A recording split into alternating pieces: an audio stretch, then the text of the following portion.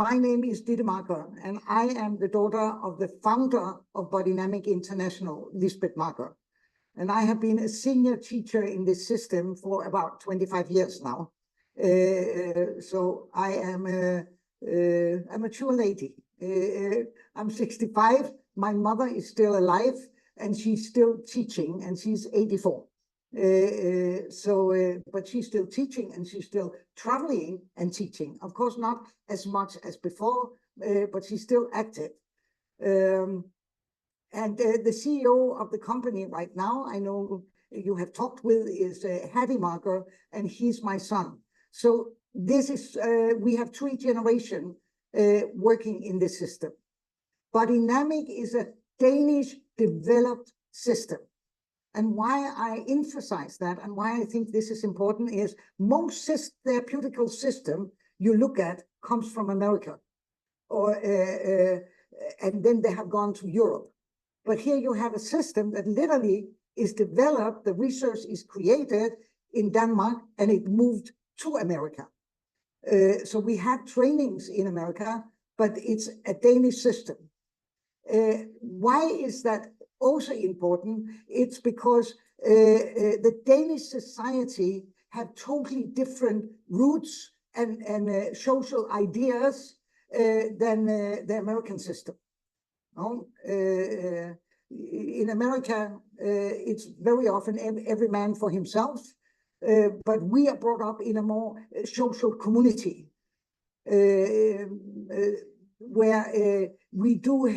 where we are brought up in caring for the community and each other. And that also means that the creation of Bodynamic also have this community intention or idea of caring in it. So that's one reason that I think it's important to say that it's Danish, that it's coming from Northern Europe, and don't have the roots in America. Then there is another important thing that where Bodynamic is totally different from other systems. It's in fact the only system, that the body psychotherapy system, that had started from the body to the mind. If you look into Lone or to Reich or to Erickson, they all start from the mind and they go into the body. Lisbeth was originally a relaxation therapist and was taught a relaxation therapist, and that's full body. Her interest in psychology came way later. It came out of working with people's body, and suddenly she started to discover when you touched or moved muscles in the body in her clients or different people, they started to bring up childhood memory or psychological context. And in the beginning, she was like, am I crazy or does this really happen? So she created a schema with a lot of questionnaire that she gave to all her students and all the people she was students with, and a lot of teachers. And she asked them to fill this out when they were working with their clients. This questionnaire and this following up on the question, it took 5 years. And suddenly Lisbeth was sitting with 10,000 people that had answered all these questions. And that was in the mid-60s. And then she started getting interested in, is there similarity here? You know, if you touch the deltoids of 1,000 people, do they bring up same issue or do they bring up totally different issue? When you touch soleus, do they bring up same issues or different issues? So then she spent 5 years with a very good friend who is a psychologist. She worked together with a psychiatrist, a physiotherapist, and 2 of her colleagues, and they spent 5 years investigating these 10,000 slices with questions and questionnaire. And out of that came what we call the ego functions in Bodynamic. And the ego functions are really a mapping of muscles' psychological behavior. So here I'm going to give a little some example. Ego functions is how do we learn to interact with other people during our upbringing? Which muscle do what for us? So which muscle in the body keeps you boundaries? Which muscles in your body keep you centering? Which muscle in your body keeps you position in life? How you stand towards life, how you can stand on your own in your life, which muscle gets developed that are helping us creating our cognitive skills. Because it doesn't matter if you are Chinese, I'm a Dane, it doesn't matter. We all grasp before we understand. We have this in common in the whole world. Like every human being in the whole world has a body. No? Then Lisbeth got very interested in the motoric development because it doesn't matter where you travel. And I have traveled. I have taught in way over 27 countries, and in the midst of Africa, inside the Amazon, with the First Nation in Canada. Doesn't matter where you travel. We all have motoric development as children. And that means we cannot run before we can stand. We cannot stand before we can crawl, and that doesn't matter where you go.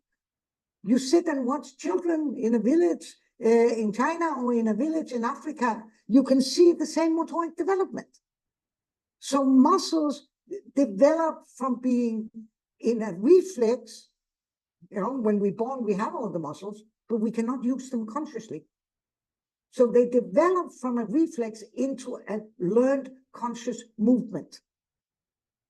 And different muscles in the body serve different anatomically function. And if you look into it, they also serve different psychological function. So cognitive skills are developed through the body first. Every child don't think the world first. They sense it, they taste it, they smell it, they listen to it, they touch it. Don't give small kids your glasses, they break it. Not because they want to break it, but they know, they know that these are glasses before they get the word glasses. They know it through the body. So everything we learned comes through the body first. Every human being's foundation in this world goes through the body. That also means we store a lot of memories, a lot of knowledge, a lot of traumas, a lot of places where we gave up something because we were afraid. Those stories lies in the body. And that's what she discovered when she was touching people. She discovered that these stories started to wake up. And out of that, she created, the research showed up 11 ego functions. And like I said, boundaries is one, centering is one, grounding reality testing is one, interpersonal skills is one, connectedness is one, because connectedness goes through your body. Attachment goes through your body, bonding goes through your body. So you are able to develop its movements. Even all your basic emotions are a body movement. It's chemistry in the body that creates a movement, And that's, again, doesn't matter where you are in the world. Fear looks the same wherever you are. You can see fear in people. You can see shame in people. You can see sadness in people. You can see disgust in people. It has the same movement. Because it grows through the body, and it was the earliest way we communicated to each other. And if we don't have the emotions and the body skills, we will have problem to function as social, happy, or satisfying human being in life. We cannot function in a group. without the body and without the emotions. They are regulators for us being social beings. So then when Lisbeth was standing with all these ego functions, she was thinking, oh, I do need a developmental scale to put all these ego functions in. And then she started looking into Erikson, Freud, Long, who have created developmental, what we call it in English, developmental stages. And when she looked in there, she go, whoa, I cannot use this. Because none of them have created a developmental state out for following children. All their developmental stages are created out of traumatized adult. And Lisbeth was saying, come on, what is this? You know, we cannot take this serious. It's only telling about grown-ups trauma. It doesn't talk about children's development. And she was saying, I will not put my ego function in this. Because saying a developmental state is an oral phase, anal phase, that the child becomes a masochist or a psychopath, you know, that's not what kids want to go. They're not like, oh, now I go into my psychopathic phase. No. Or my masochistic phase. No. That can be the extreme result of traumatized adult, but not a developmental state of children. So then she was standing with all these ego functions and go, oh my God, I spent 10 years on this. What am I going to do now? And then it was good. She went back and she said, we need to create children's developmental stages in what would be the healthy theme for a child. Not an adult traumatized person, but the healthy theme. And then she was going, and which muscles in each developmental state become cognitive active. No? So just holding a hand, before you can do this movement, a child can do this movement. No? So this belongs to one developmental state. This movement comes in a little later. No? And now I'm going to jump on the floor with my bare feet. So before a child can move like this, lifting their legs like this, they start to walk like this. No? And you know, funny enough, Chinese children walk like this too. No? Danish children walk like this too. It's not attached to any race. It's attached to humans. And we are all humans. Yeah. So, and it's attached to, in different ages, different muscles get conscious. Huh? And so you can follow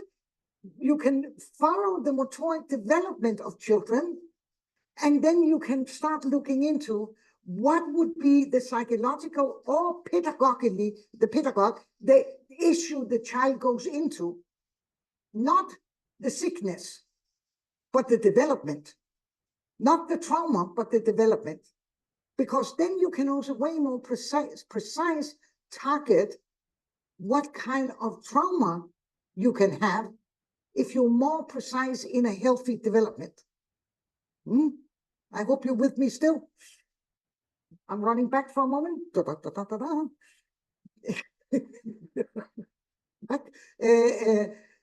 So then she went together. With two wonderful women that already back in the 50s, they were starting researching neurofeedback in muscles. So your muscles do not only develop because you eat healthy food. That's good. But there is a neurofeedback in the muscle that is also part of develop the muscle. This same neurofeedback that you have in your brain. So there is a communication going on here. That communication goes to the brain, or that communication from the brain goes to the muscle.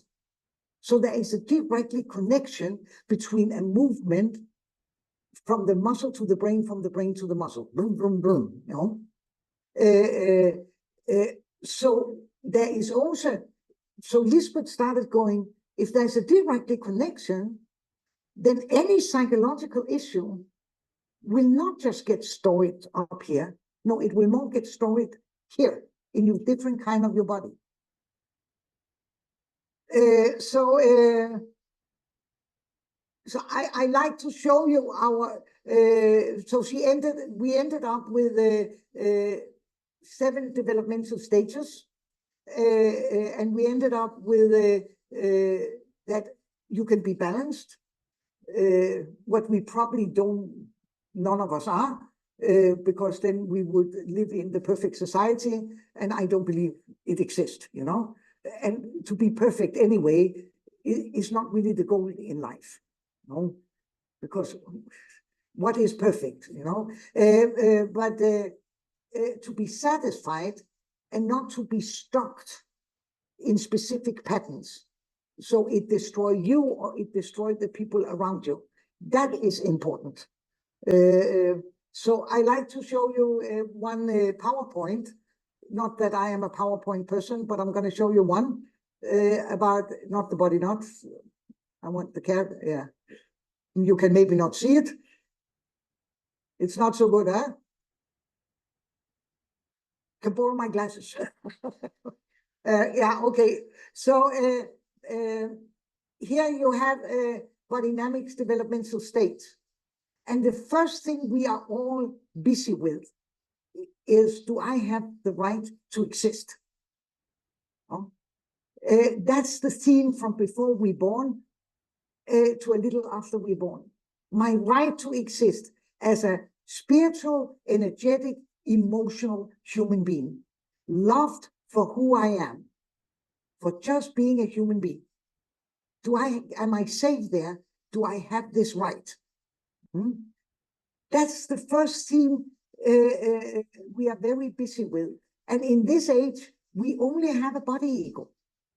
So this right goes into our body through sensation and emotions and / our instinct layer. And if that right is threatened in any way, then we can get a coding system. Some people call it a defense system, but we get coded in a specific way. Or we can even be so threatened that we can create a developmental trauma out of it. And if we are threatened very early, then when we are adult people, our behavior will be very mental people who think, who cuts the sensation of their body off, and who do not want to get in contact with emotions. That doesn't mean they don't feel.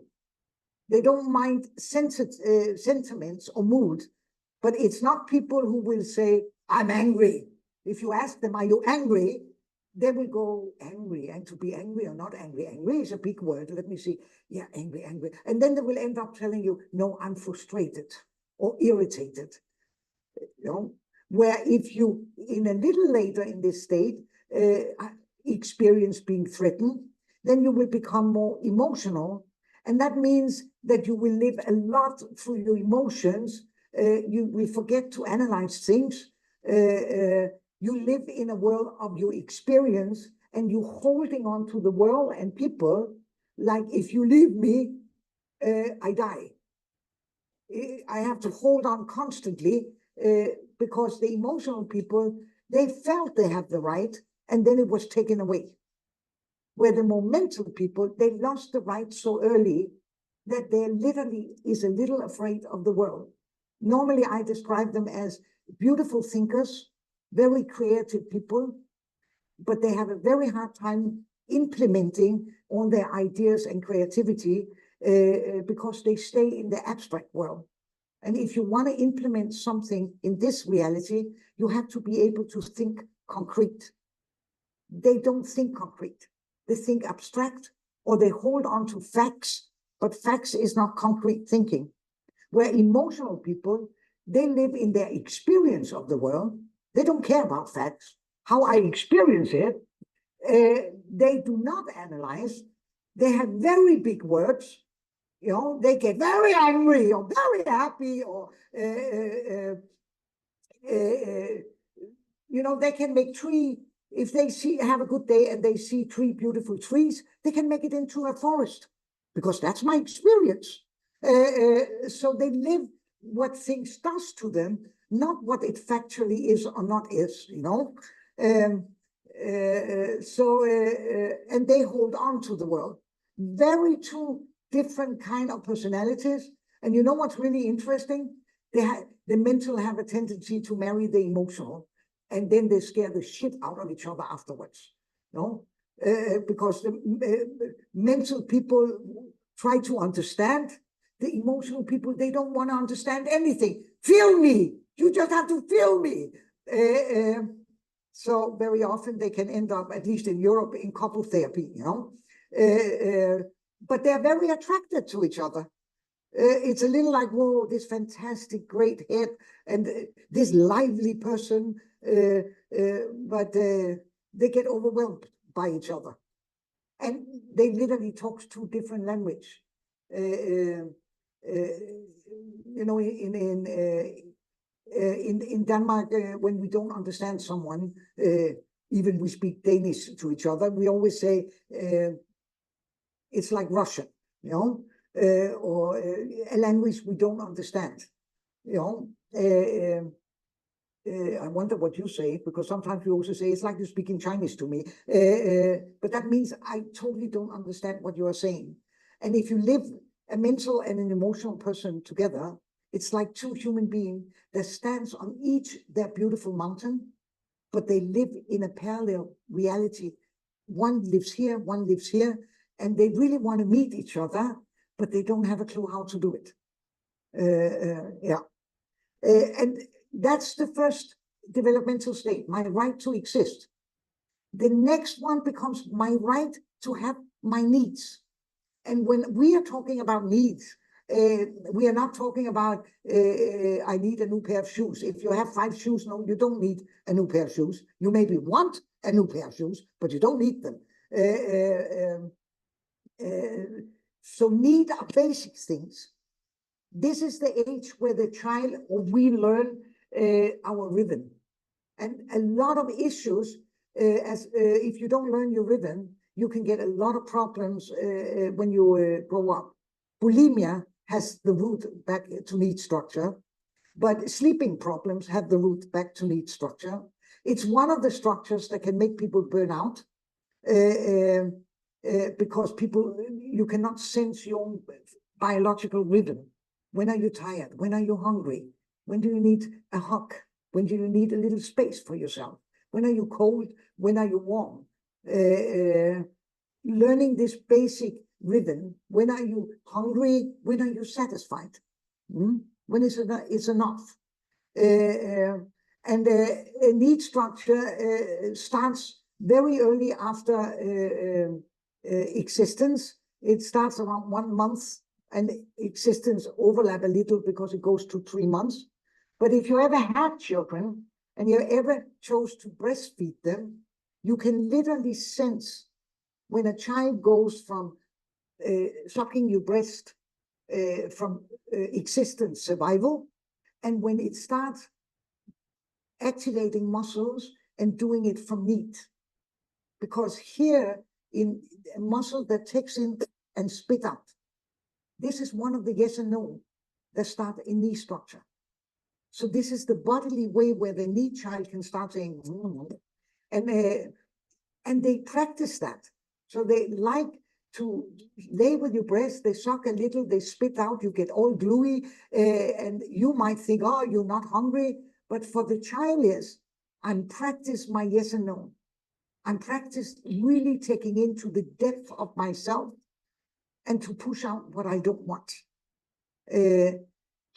Here, some children are totally not allowed to learn their own rhythm. So I was born in 59, and in 59, in my culture, and in a lot of other cultures, I think, mothers was told that children need structured rhythm. So you feed them every 3 hours, you change the diaper, and then they have to sleep. But that means I was never allowed creating my own rhythm. It was put on me And if I wanted to be awake when I was supposed to sleep, they even say, put the baby in another room. They will cry in the beginning, but then they will stop. Of course they stop. They give up. You know, when you have cried your lungs out and nobody comes, you give up. So there is a lot of generation that literally gave up sensing their own rhythm and their own needs.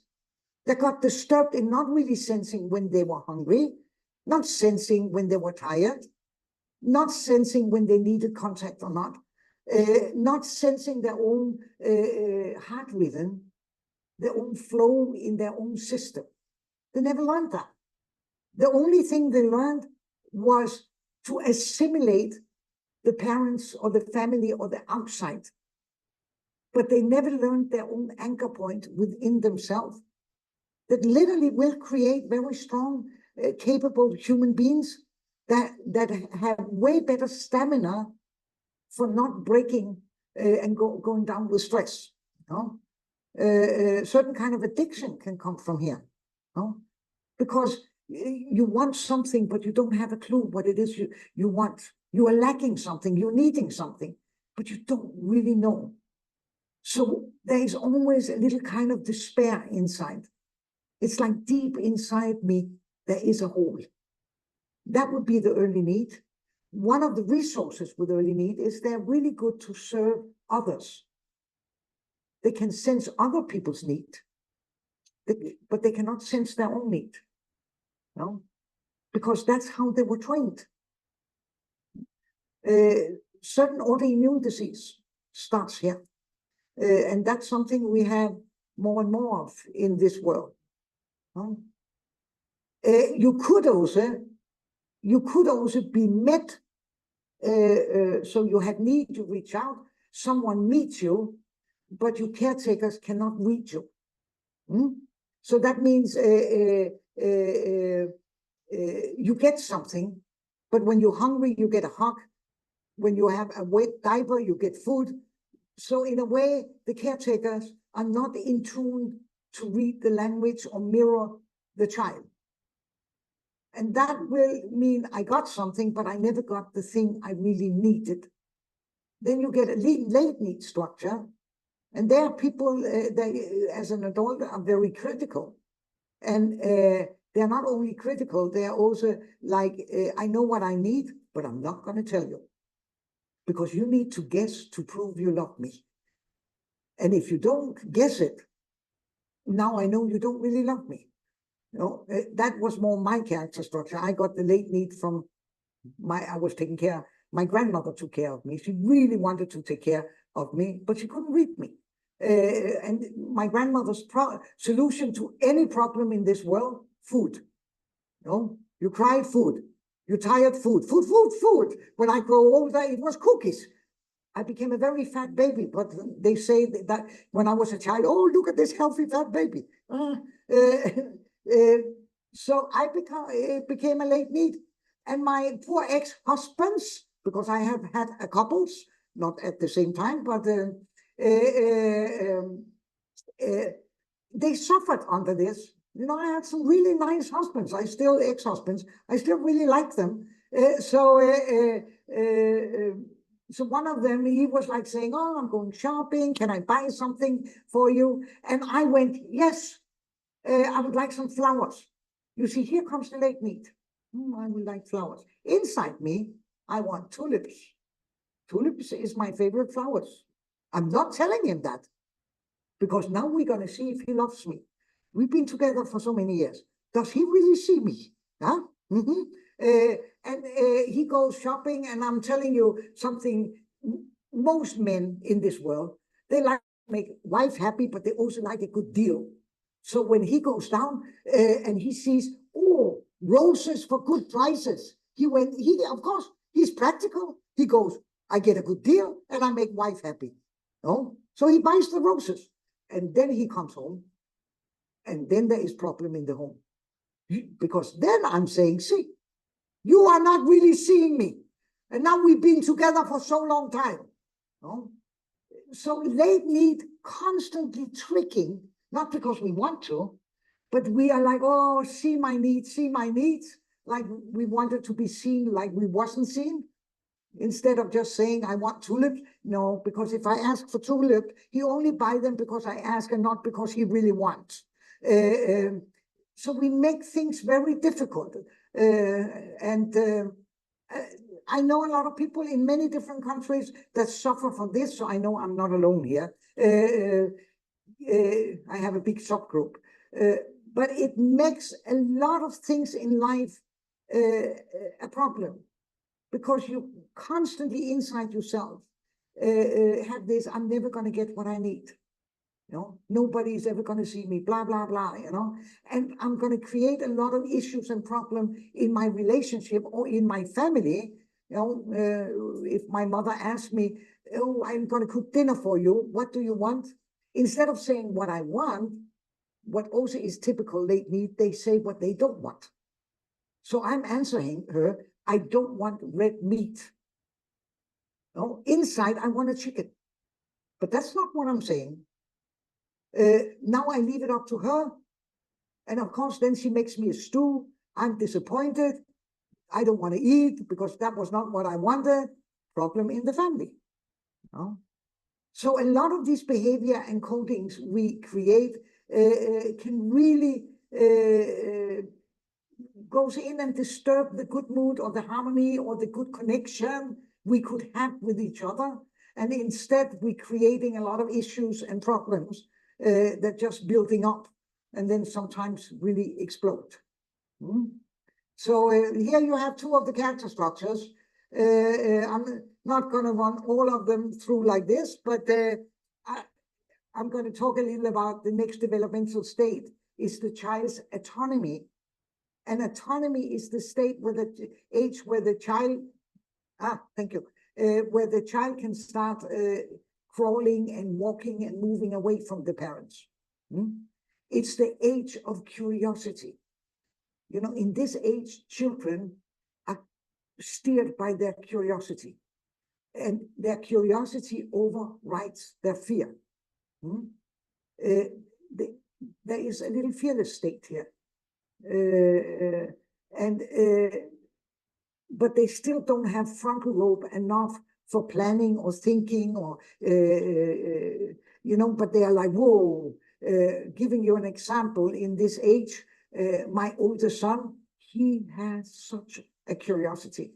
So he comes in and he said, Mom, I drink all your perfume, now tastes good.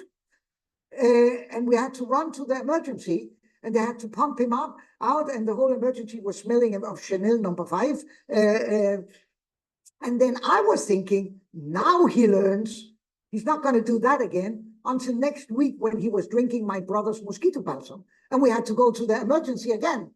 And they had to pump him out one more time because they're just so curious.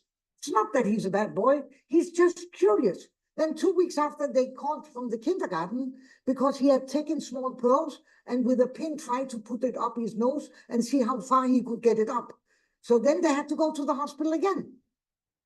And then a month later, he came in with a broken nose because he had found some small stones and he had thrown them out and stand looking at them to see where they landed. And one of them landed in his nose. So he was just a kid where I'm saying every dangerous thing, put it away. Because they don't have this sense of this can be dangerous or not. And they're just so curious to explore and see the world. It's also the age where the child never experiences that they get lost. If they get lost in a supermarket, because they're gone within like this, they will start crying and then they will say, Mama got lost. Because how can I get lost? I'm right here, you know? So it must be Mama who got lost.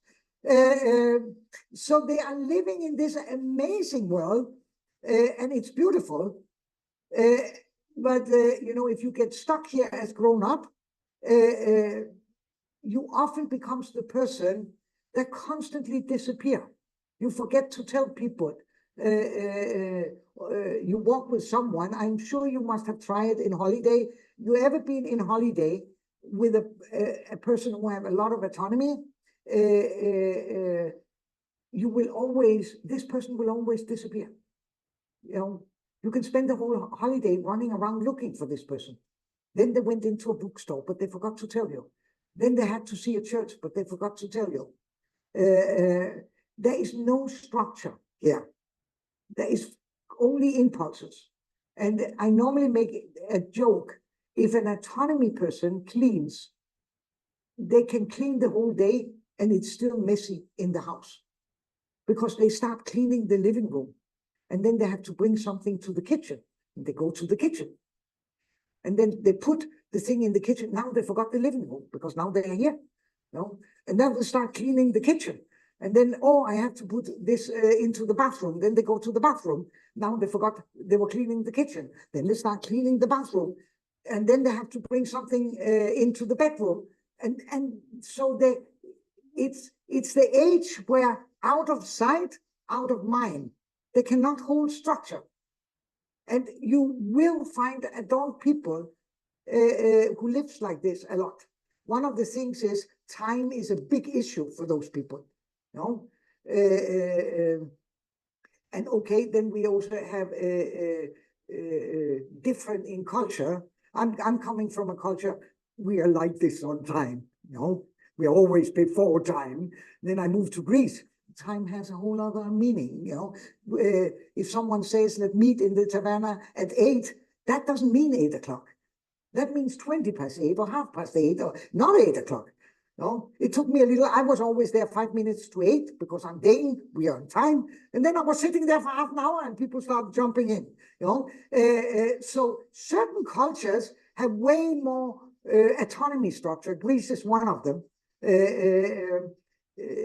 And other cultures have way more like real structure, we are more like this. That's the Danish culture. When you meet to work in Denmark, if you want a cup of coffee before you work, you always come 15 minutes earlier so you can make your coffee and drink your coffee. Because 10 o'clock we work, not 5 past. In Greece, people come 5 past, 10 past, and then they make coffee, and then they smoke a cigarette, and then 1/2 past we start working.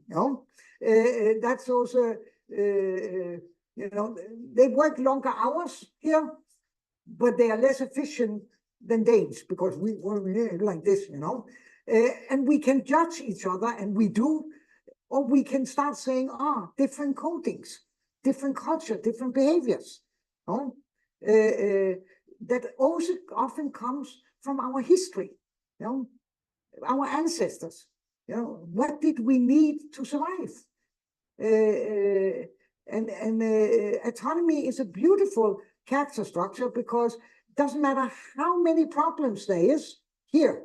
I can just turn here and they disappear because out of sight, out of mind. And when you have lived in a culture like Greece, beautiful culture, that have been suppressed and occupied of so many other countries, the Roman, the Turks, the with so many traumas, the way they survived was the war was here, they turned around, let's dance. Because that's what they, you break something in Greece, you drop something in the floor, everybody don't scold you, they go up, and then they start dancing. That's the full of, it's a very joyful age. It's also the age, don't worry, be happy. So there is a lot of resources in the autonomy structure, and there is a lot of problem. One of the problem is they don't want to commit. They are terrified of commitments. So commitment for them is I lose my freedom. So they don't want to, there are people who are not going to tell you yes or no. So if you meet them and you say, let's go to the movie on Friday. They say, good idea, let's call. Was that a yes or no? No, they don't say yes, they don't say no. Let's call, because they leave every opportunity open. If I say yes or no, I have committed. They don't want to commit. They're very afraid of committing. That also means they get problem in relationship because they are people with one foot in the relationship and one foot out the back door. And I could go on. So there is resource. any coding system that gives you any developmental state that gives you any codings and problems also gives you resources. So resources problem, or problem resources. And sometimes the problem becomes too much and the resource is too little. You know? And sometimes it's what you need to be able to make it in your family, or to be able to make it in your society, or to be able to make it in this world, because this world is not perfect. You know, the world is perfect. We are not perfect humans. You know, in that way, I always say, if I was totally balanced, anyone that would be totally balanced wouldn't survive 5 minutes in the real world. You know, they would be totally alone, because we are not balanced. The world is not balanced. You know? The way humans have created it is not balanced. You know? So yes, so I'm going back. Yes, I'm back. So then you have autonomy. Then you come to the next character structure. That is will structure. This is a power structure. It's the middle character structure. It's here all your big muscle kicks in. The child starts really to be able to push things. It's the age they make a lot of noise. It's also the age where they constantly say no. In fact, I think it's the age that the Chinese call the independent age, because the kid they want to do everything themselves. And it's, you got to go to bed? No. You want an ice cream? No. Oh, I mean, yes. But the first word that comes out is no. They protest. They get very angry if they don't get their way. They are very noisy in this age. They like to move all the furniture in the apartment because they like to push things. They walk on their heels. So if you live under in an apartment and you have a wheeled child in top of the apartment, you think an elephant have moved in, because they are like boom, boom, boom, boom. There is so much beautiful power in them. There is so much life. There is so many things they have to learn, and to learn how to regulate. And I'm sad to say that very often we have a tendency to suppress their power. So in a way, we take away their power. Or you find family where the mother or the father or both parents get overwhelmed by the child's power. So they don't know how to deal with it. So they just give in, or they give up, or they are, we have a tyrant, we don't know what to do, often because the parent don't know how to keep their boundaries and hold the space and allow the kids to be angry and still stand firm, you know. So they get overwhelmed. And the more a parent get overwhelmed of a child's power, the more terrified a child becomes. Because if my power is too much for my parents, then my power must be dangerous. And then they grow up with the sense that I cannot have my power with other people. I'm too much. I blow them. And inside, you get hurt and angry. And that means you get very judgmental in your behavior. Where if you are crossed in your power, when you grow up, you also become judgmental, but you become judgmental on yourself. I'm not good enough. I have to do more. And if there is anything wrong in the family, it must be my fault. People that constantly blame themselves, constantly running around with a guilt complex. That comes from the early will structure. Where the late one will make other people guilty. It's your fault. Blame, blame, blame. One thing my grandfather taught me that I try to live by in all life's aspect is every time you point a finger of something or someone, remember 3 fingers pointing at you. So start by investigating the 3 fingers that points at you before you judge another person, or whoever. No, what is my part? I took that to heart as a very young person. One of the things I have done in my life is I have worked in war zones, and I've done conflict resolution.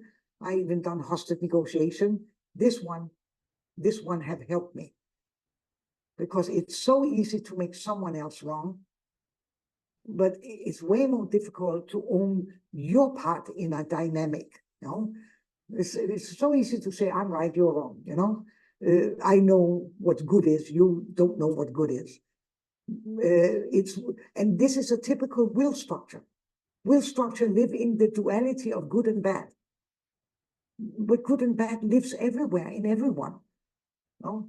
So I cannot just be good and you be bad, or you bad and you got it. You know, what is my part in the dynamic?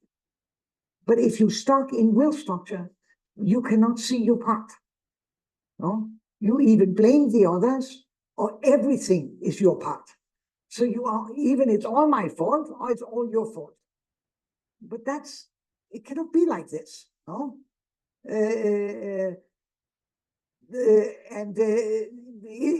Life is not black and white. I wish it was. That would make it simple, but it's not simple. You know? Yeah.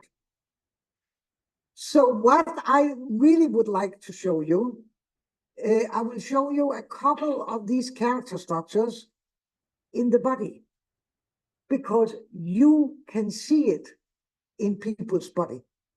You can see if a person is more early need or late need, early will, late will, more romantic, more seductive. Because you remember I started saying that the muscle are developed at the same time. And if you have a tendency to be more early, you have a tendency to give up in some of your muscles. And that will reflect on how you move and how you stand and how your body is. No? So now I have to go up here. I'm getting down. So now I'm going to overdo some of the character structures, okay? Let me see. Yeah, maybe I need to take this one into. So you have a better chance of seeing. So let me start with the autonomy structure, and I need to back myself. You can see my feet. So one thing that is very typical when you meet people with autonomy is the feet is out here. They don't have parallel feet. They have a tendency to have their feet out here in a rotation. So now you can start thinking about how many older Chinese men who walks like this, because I have seen a lot. I've been to China.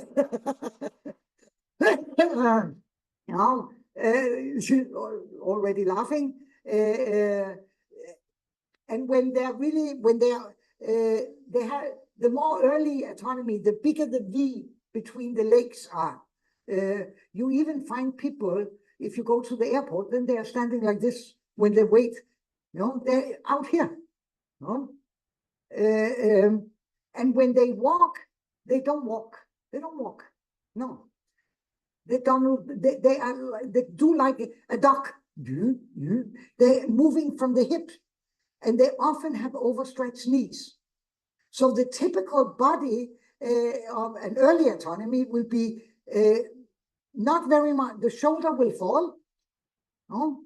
The energy here will fall.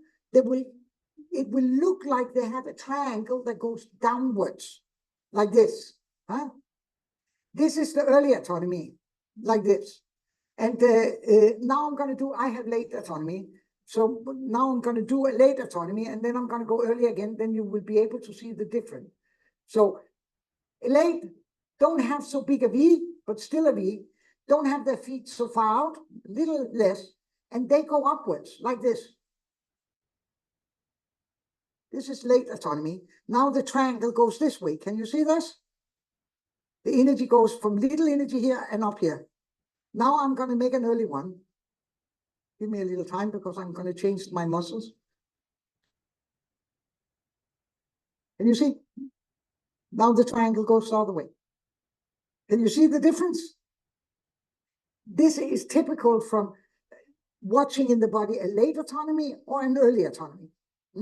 So early down here, late up here. Often late autonomy cannot put their arms in because they are so tight in certain muscle, so the arms always sits out here. In Europe, we have a lot of these biker gangs, Hells Angels, Banditos, they're all walking like this, from an extreme late autonomy. So this was autonomy. Now I have to jump a little because I'm tensing up and relaxing some muscle. Now I'm going to show you how an early need or a late need looks a little different in the body. So if you take an early need, maybe you could take the side camera too. If you take an early, now he tells me to jump a little. If you take a early needs structure, they cannot hold themselves up in their erector spina in the back, so they will fall like this. They hang in their ligaments. And even if they're very skinny people, they get a baby belly. Like it starts up here. No? A lot of anorectic girls have this posture, and then they stand in front of the mirror and say, look, I'm fat. And no, you're not fat. It's your intestines that is falling out because you cannot hold yourself. It's the ligament that holds. And another thing that collapses is the upper part of the chest right here. So often they get a hole around the chest area. And then the head goes out like a turtle, like this. They cannot hold their head, so it goes, yeah. And if they're really early, they often get bigger lips, and you cannot really count on that because everybody buys those lips nowadays. So you cannot run around to people and say, is it your lips or did you buy them? But it's interesting, models in magazine are often early need structures. Big eyes, shocking eyes, and then you can be a supermodel. What is this? I don't know what I need. Maybe you do. And they're really looking out there for something. They don't have a clue, no. And they got these big eyes, a little like a deer hit in the light, and they have sucking eyes. They're like trying literally to find someone who maybe knows what they need. You have them in therapy. There are people that will always create a positive transfer into you. No? Be aware of that. Because then you can be hooked in another contra-transferring. So it's worth being a little aware of that. So one other thing that is very typical is it looks like that they have very long arms. And of course, it's not because they are born with longer arms than anybody else. But if you, now you're going to look different here. So if I let go here of tension up here in some muscles in this arm, and now I'm tensing up in the other one, I just have to find the right muscle to do it with. There. Can you see that this hand is shorter than this hand now? Yeah, because here, here, yes, I hold attention. The other one, I let it collapse, and I can do it the other way around. So now I'm letting this arm go, and then I tense. Just a moment. I'm going to tense this one up. Can you see now this arm became longer and this arm became shorter? Can you see this? So long and short arms have a lot to do with if you hold a little back or if you have given something up. No? Are you pushing people away or don't you know how to reach out? No? It's in your muscle tissue. So the early one will often have these longer arms because they cannot really reach out. No? And if they can reach out, If you teach them to reach out, they will just reach out and stand there, go, because it's not enough to learn to reach out. You also need to learn to take in. Very important thing. And then if you look at the late need is not so collapsed here. Can I have the slide again? The late is not so collapsed. They're coming a little up and then they lock here, and they hold themselves in, like hurt, angry. And they're not so collapsed up here. They're more out and then they're locked. The typical for a late need structure is, if you have clients or you teach, I'm going to ask you to notice late need have a tendency to constantly move their head. They do like this. When you talk, when you look at them, they go, the head comes a little out. And as soon as you talk to them, they do this, they pull in. They have this little movement of, what are you coming? What are you coming? First, I want something, but then when you meet them, they are, oh, wait a moment, what are you coming with? So this is very typical, a late need structures movement. And it's so interesting when you stand and you teach a big group of people, there's always some in the group who sits like this the whole time you teach, They don't even know it themselves. Small movement back and forward in the neck, out, in, out, in, out, in. And you don't do it for many years, you get a double chin. Not because you're fat, but because you have moved so much. And remember, when you read a body with a person, everything is my interpretation that I can share with you. It first become a common reality when you say, yeah, I can recognize some of that. We are who we are. That's another thing. Instead of trying to avoid being the person we are, it's way more beneficial to be authentic and say, yeah, I have that coding in me. And we can have it more or less. Coding is not the same as having a developmental trauma. Remember that. Coding is, we are all coded in some way. You cannot grow up in a family without being coded. That's impossible. We mirror, we see, we learn. Of course we are coded. Yeah. So now I showed you a couple of, I showed you autonomy, I showed you need structure, but every character structure has some things you can look for. So you can even get a client in and you can run a body scan and it gives you an idea, early need, late autonomy, early will, some late love sexuality, because if you know what you're looking for, because different muscles get active of different age. And that's why you, in effect, can read an adult's codings all the way up, or all the way down, for that matter. But here was a little, anyone choosing to do the training, you will get it all and get the opportunity. I like to say one more thing, two things where Bodynamic is pretty unique. It's the only system in the world that do have ego functions. No other system have mapped practical all our muscle in the body and found out how they are connected to psychological, motoric development with psychological issues. And one thing that I know is very unique in our system, because I have taught in so many cultures with so many ideologies or religion, or, I have taught Muslims, Jews, Christians, atheists, I taught in Russia. So most systems talk about that the biggest drive in human is the sexual drive. And the moment you say that, you already lose half the world. Because for over half of the world's population, that is not how it is. In Bodynamic, our basic philosophy in how and why we create these different codings and behavior in our upbringing comes out that we do believe that the biggest drive in every human being on this earth is to be in this world with as much mutual connection and dignity as possible.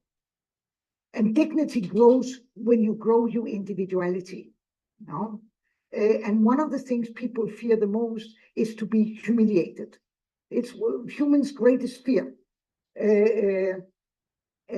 But another great fear is not belonging. So we have two very great fears. The fear of not belonging in the pack or in the community, or in and the fear of losing our worth, our dignity. And that's how, when we grow up by trying the best way we know to balance between not losing the family and not losing ourselves, not losing the community and not losing ourselves. No? And that constantly is a balance. And sometimes we give up on the connectedness, the mutuality, to try to keep our dignity. And other times we let go of our dignity out of fear of losing the connectedness. And we believe that that is the deepest drive in any human being, and not the sexual drive. In fact, you can choose to live without without your sexuality, but you cannot live without connectedness, without belonging, because we are not snakes, we are not crocodiles, we are humans. We need each other. We survived together, exactly like any other pack animal on Earth. A wolf that is thrown out of the pack only survived one winter. So this wolf, the lonely wolf, they don't live long. Pack animals and pack humans, we need each other to be able to survive and to flourish. But we also need to be respected on our dignity and our person.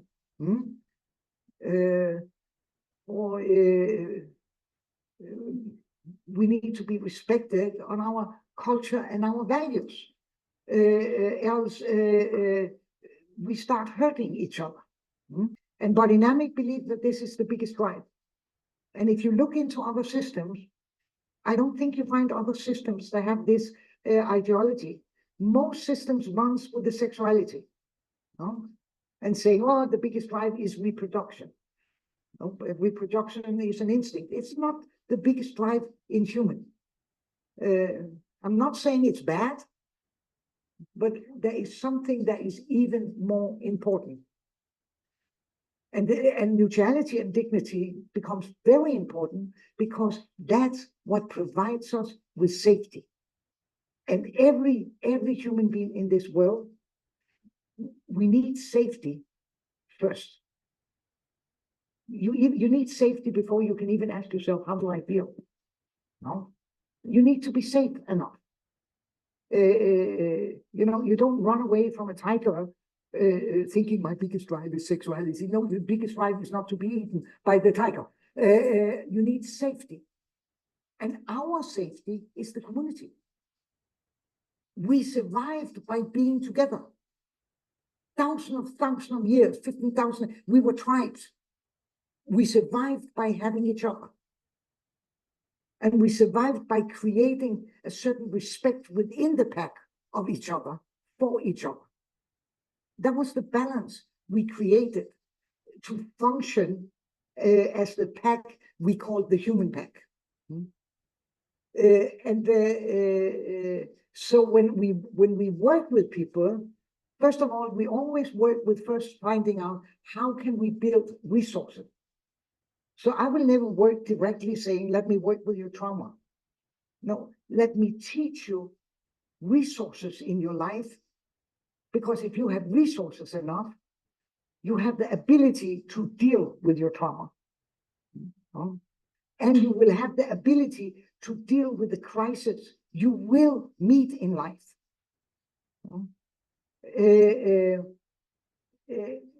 So I am even the person who have a hard time using the word healing, because the wound we have are wounds. They make scars.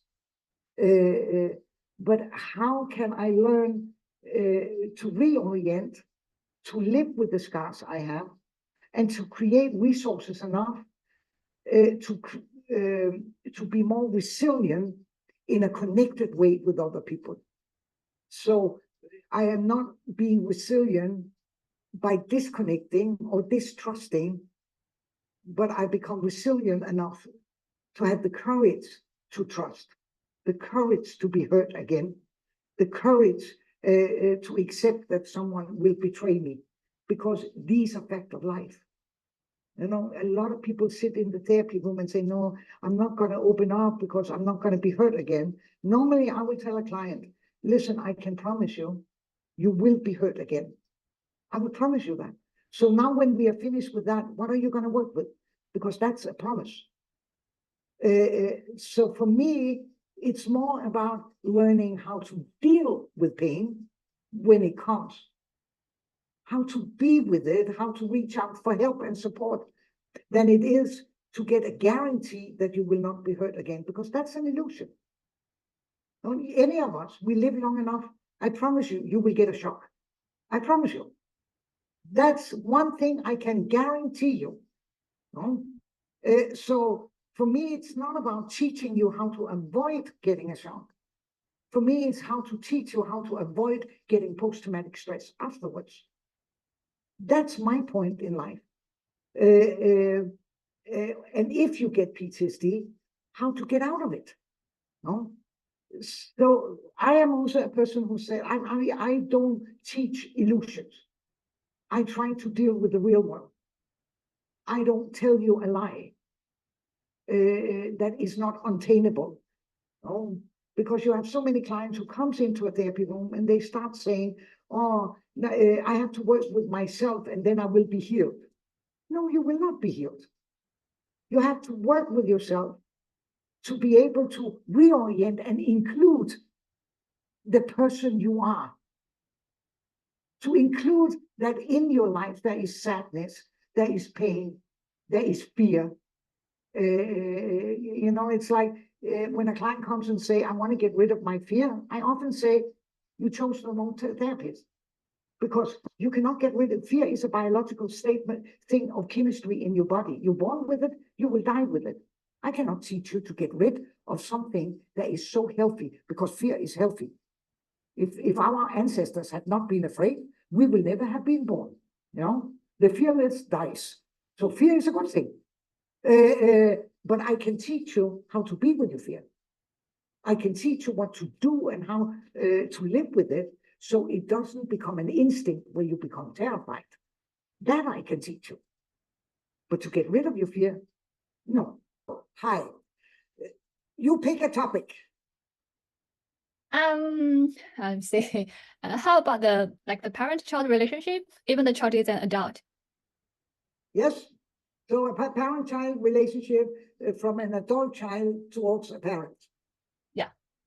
Correct. Okay. So what in the relationship you like to look at? If I have a client in, the first thing we are doing is we are making an agreement on what we're going to look at. That's the first part of any session.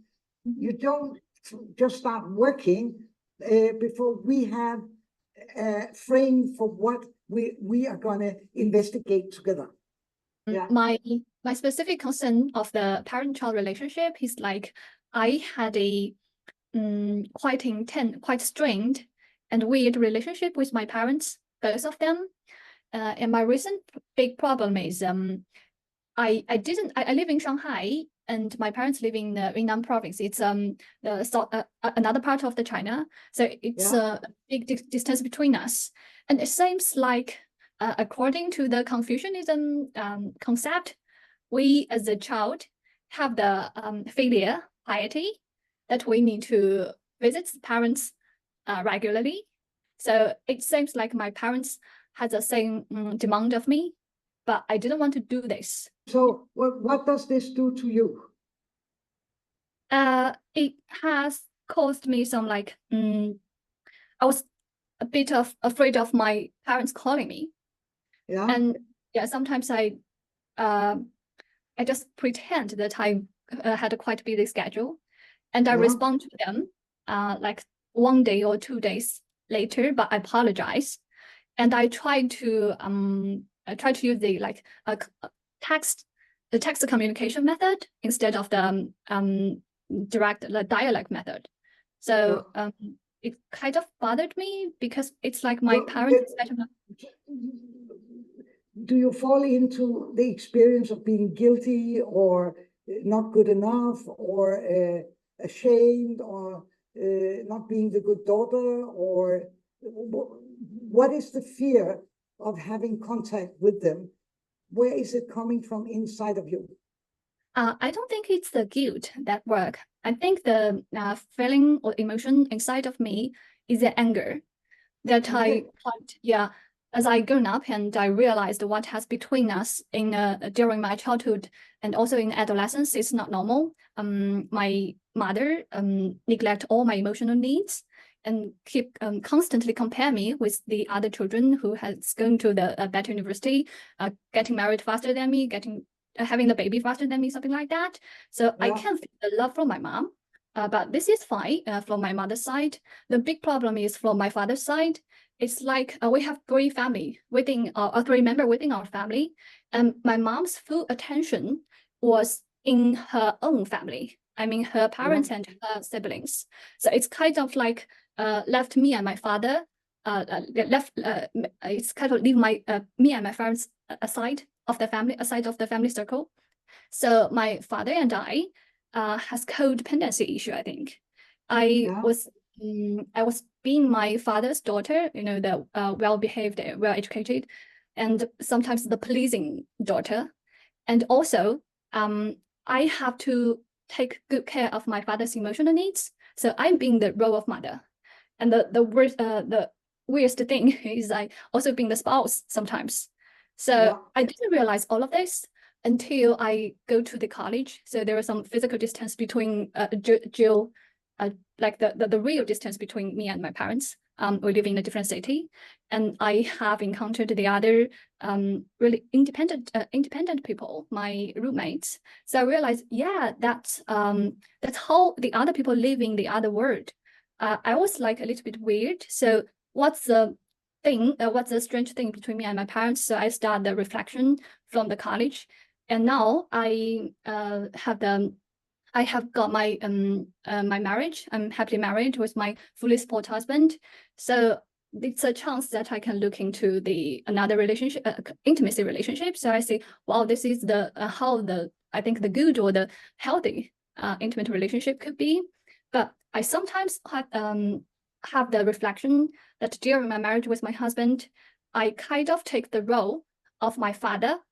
I mean, I used to be the the victim of the emotional abuse from my father, and now with my husband, I take the role of the abuser, and my husband become the and we did a lot of thinking and discussion. So this was a therapy session here. Then I would also ask you, so what do you hope to, what would you like to get out of this session? What would you like to get out of this session? I think my target is I want to accept that contact with me, and I can doing this without any anger, and just acceptance what happened between us. What's left is left in the past, and we have the future. So I don't have the angry or the resistance to trying to get rid of them, or I can accept what my anger, and I can totally being fine. Oh, yeah, that's why I realized that I have the guilt. Yeah, it seems like that I have the feeling that I have the duty to keep contact with them, visit them regularly. So that's why I have the problem. Oh yeah, you said that at the first. I thought so. Actually. So let's start by getting a little into the body. So let's get a little into the body. So if I ask you first to sit on the chair and have your feet on the floor, and just grabbing a little with your toes into the floor. Okay. And breathe into your stomach. So take 2 deep, good breathing.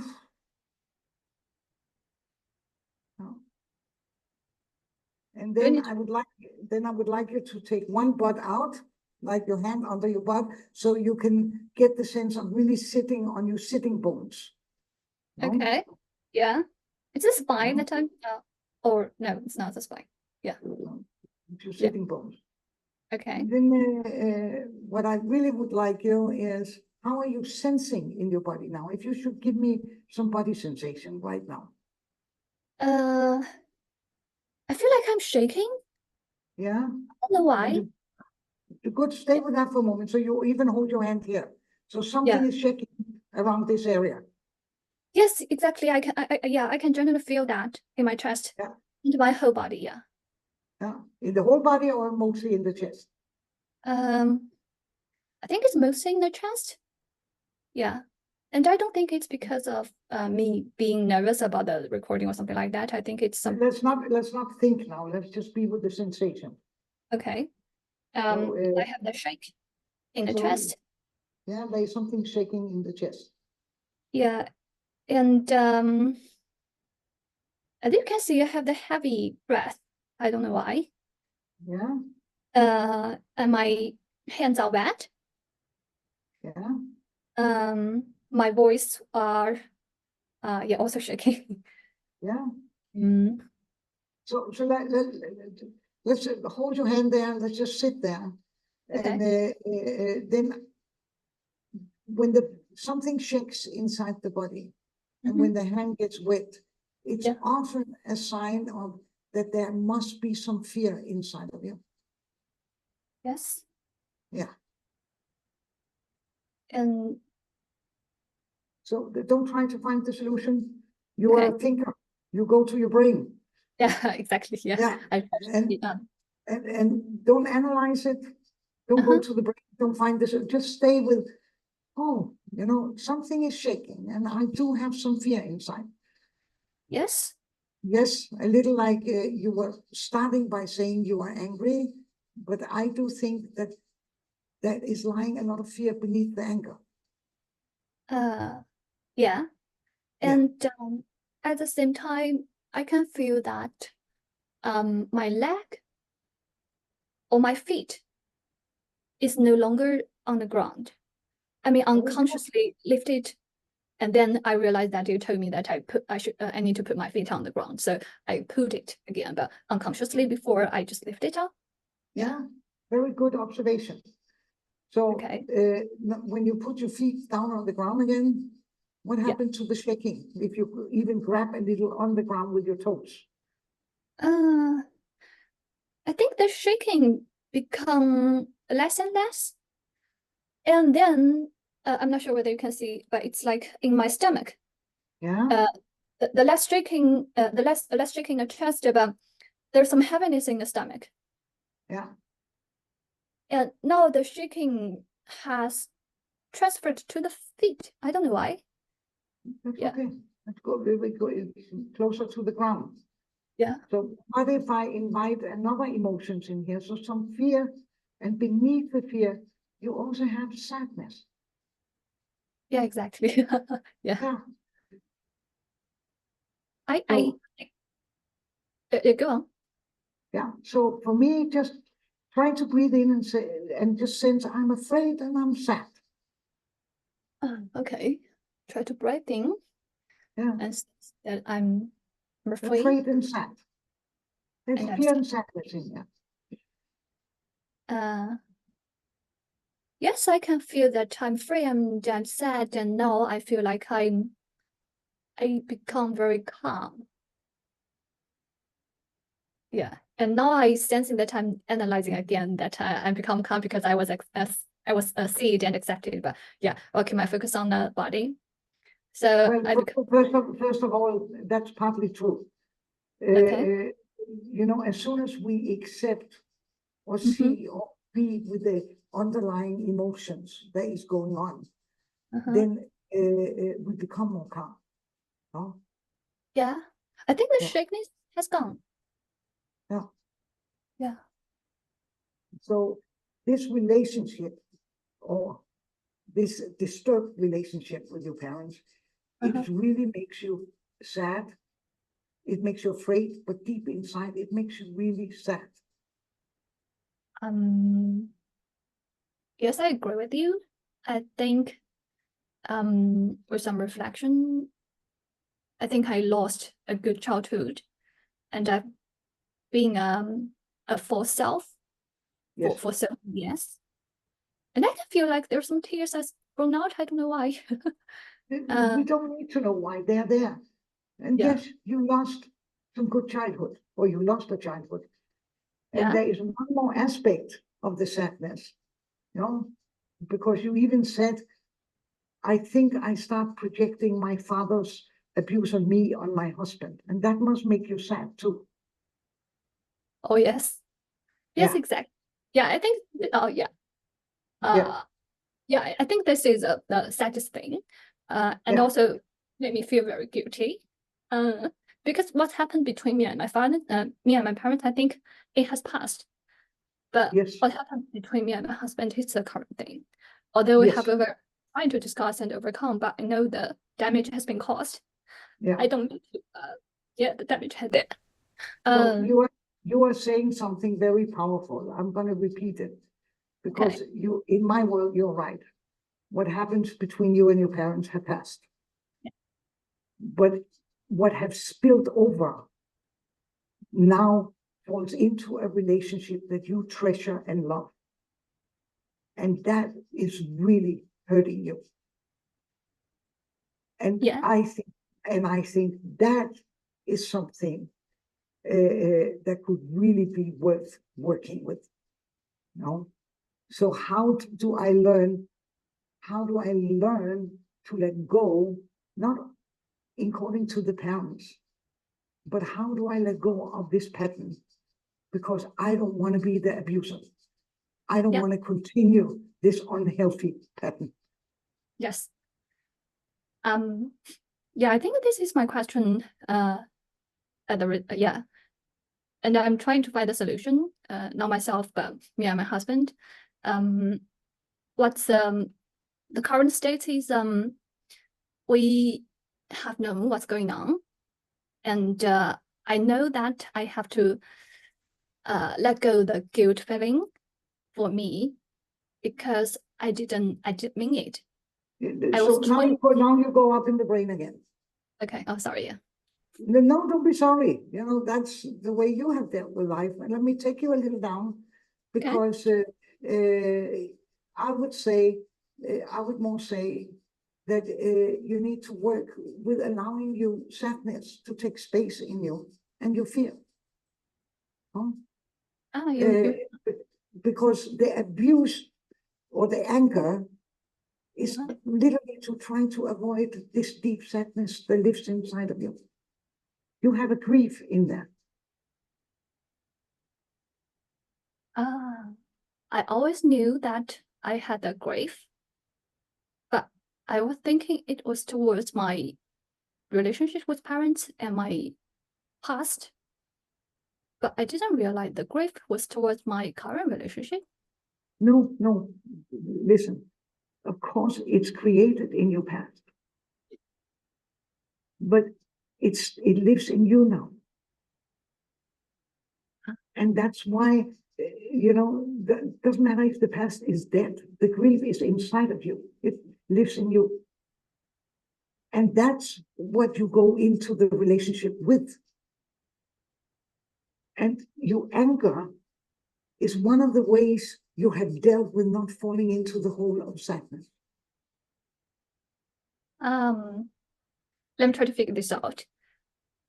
The grief has lived with me and along with me to enter into the relationship. And we had I had the sadness as well as the anger. And the anger becomes the first because it's a thing that prevents me to go into the sadness. Because it's sadness that I cannot deal with. Yes. The shake has come again. Yeah. So sit a little back and then just say out loud. You can always spit it back at me, but just say out loud to me for a moment. I am so afraid. I am nearly terrified of my own sadness. Oh, I cannot even say it out. No. I cannot even say it out loud.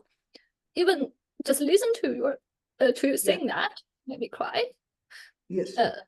Yeah. I feel kind of silly, but I know it's true. It's truly what happened right now. Yeah. Yeah. So that's the place. Okay. That's the place if I was working with you, that's the place I would start to say, okay, the next 5 sessions you are coming here, we're going to work with how your body can have a better ability to be with your sadness. So how you can learn to manage this energy better through your body. How you can ground this energy better. So now we have targeted that the sadness or the inability to face the sadness is one of the causes. Yeah.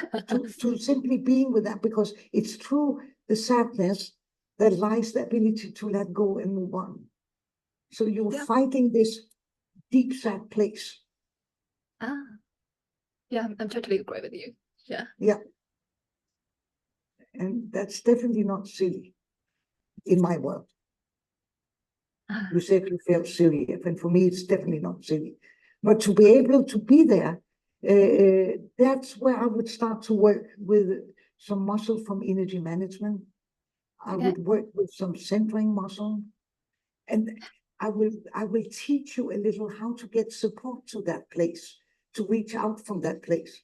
I don't think you're able to right now, because you could not even tell me how afraid you are for the sadness. But I think within 4 sessions, you would be able.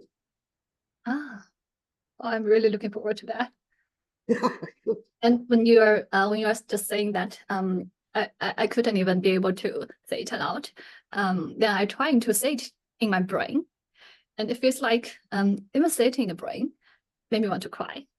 So yes, you are right. I currently cannot do it. No, and it's fine. Yeah, I know it's fine. We not push ourselves over the limits, move with the capacity that we can contain. No? Yeah. But you see, you have the parents here, you have the relationship here, but the cause that is owned in you that lives in you is this sadness. No? I have one more question. Of course. Is the sadness has some specific spot within our body? No, emotions. No, emotions lies in every.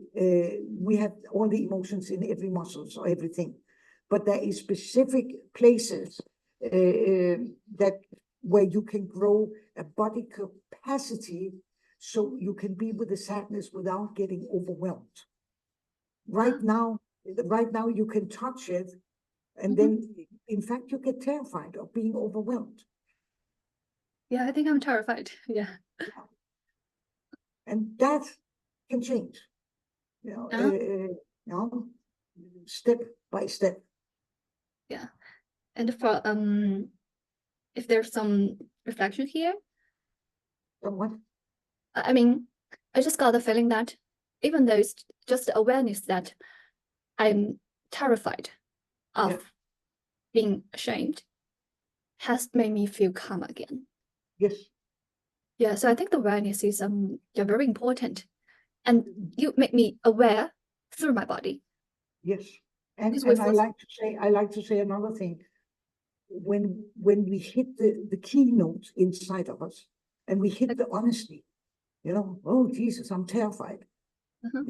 Even we are terrified, it can make us calm, because it's the enlightenment of the truth. We're not trying to run away. Yeah. And for me, it's like I've been living in the full self for like forever. And now recently the real self has grown up, and it has encountered some problem. And now waiting here, even the terrifying or the shame has been a little bit overwhelmed for me. Yeah. But I'm really glad that I become aware of that. Yes. Because I have always think that I'm the person have the good reflective functioning. I mean, I can realize what what's within my internal states, and why I chose to, how to say, behave eternally. But today I just realized that the core source of my behavior is sadness. It's amazing. Yeah, I didn't realize that. Yeah. And I like to tell you, it doesn't matter if you are a professor or PhD or a psychologist. When it comes to ourselves and our own core, we all need help and support. We all need help and support. So it's like the therapist is a mirror, so we can see the truth from the reflection. We all need help. Yeah.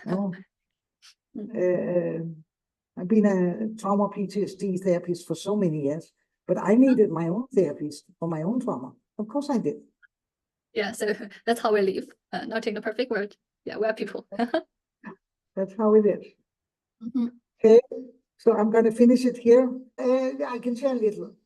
Normally, when I work with people, the first session, I'm doing exactly this. I'm trying to figure out what is really the issue here. Because I do know client comes with an issue, but it's not really the issue. You know, the issue is not really our mom and dad. Well, they can be a headache, but the issue lies inside. It's a story that was created, but this story had created an imprint in us that we are carrying on inside of us now. So I'm trying to figure out what is it, and here I'm trying to simplify.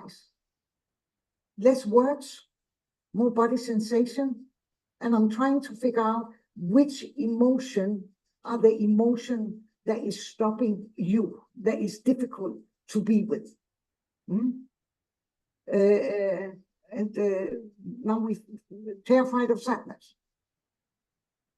Then the next thing, I'm already sitting in my head going like, okay, so I need to work with certain muscles to create a bigger space so you have an option to not be so terrified for the sadness. So you literally can go in and be with the sadness without being so terrified. So I already had ideas what I wanted to work with. And like I said, I wanted to work with the ego function energy management, particularly around emotional containment. There lies a lot in our ability to breathe. So I would introduce some breathing, way of breathing technique next time, because you have to remember, it's not the lungs who breathe. It's the muscle. It's the muscle who open and close the lungs. No? So specific way of breathing gives more space in being able to handle emotions. In fact, we can breathe different, and we can regulate our emotions by our own breathing. So that was one thing I wanted to work with. Then I wanted to work with a better ability for you to literally stay in your center. So one of my goals is to get you more into your body. Because what I also noticed with this talk is you are very analytic. You go very fast up in the head. And then you, in a way, leave the connection to your body inside of you. No? And you like to explain things.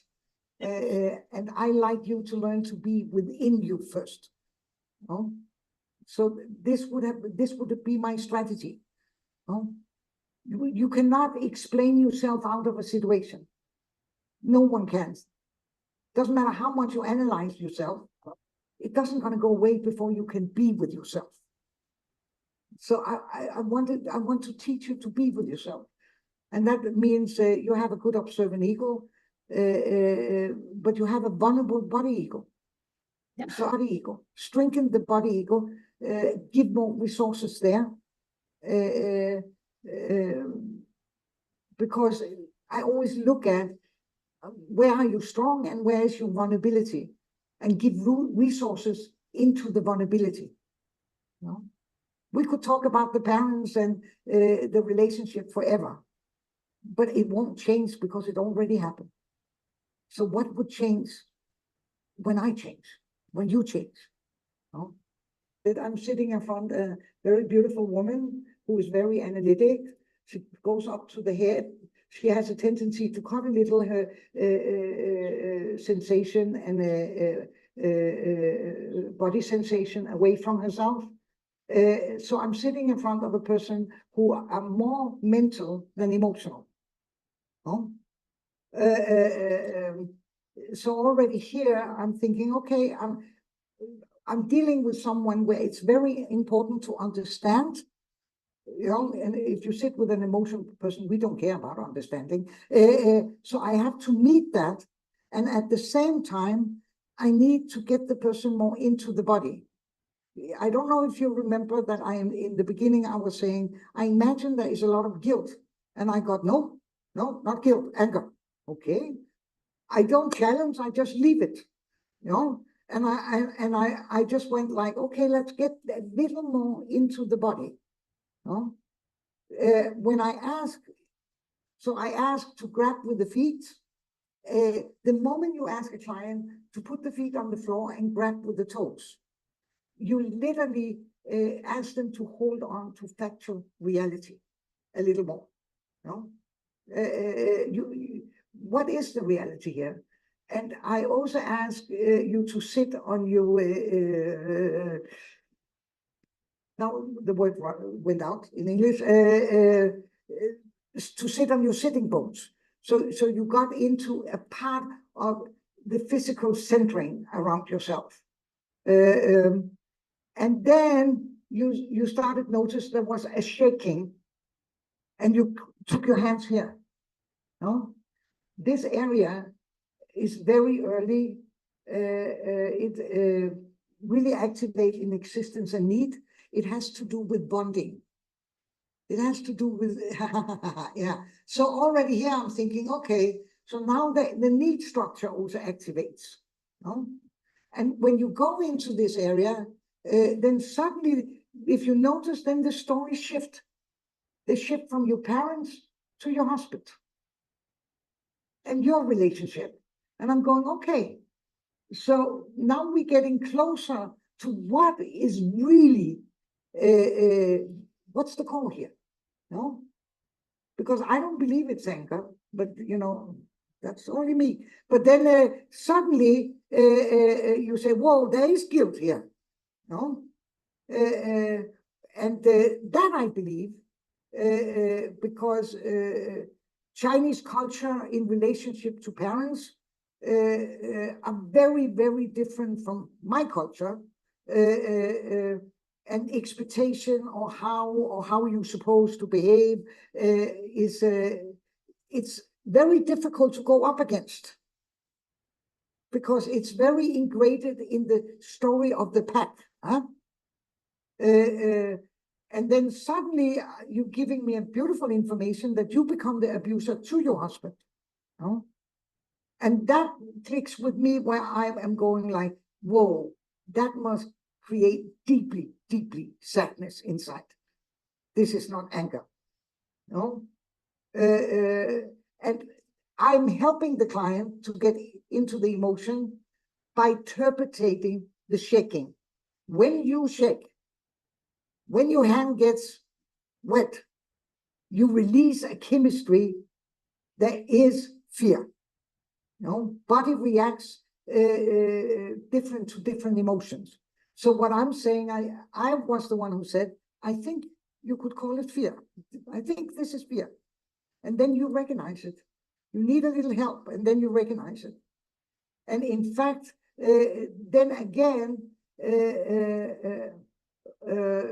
but as soon as you recognize it, you start talking about something else. Did you notice? You went back to the analytic head. Some of you might remember. And I went like, whoa, now I think you get overwhelmed because you're trying to shift focus. That's the autonomy structure coming in, trying to save the person. Now we get too close to the truth. Let's talk about something else. Let's shift focus. So I'm listening to you for a little while, and then I slowly bring you back. No? And then the sadness really comes. No? So yes, as a therapist, that's my whole guiding line when I work with clients. And I shift my language, I shift my way of intervening with the client when the client shifts the character structure. So small words makes a hell of a difference. Right now, I'm not working on any specific character structure. I'm not even working on any specific ego function.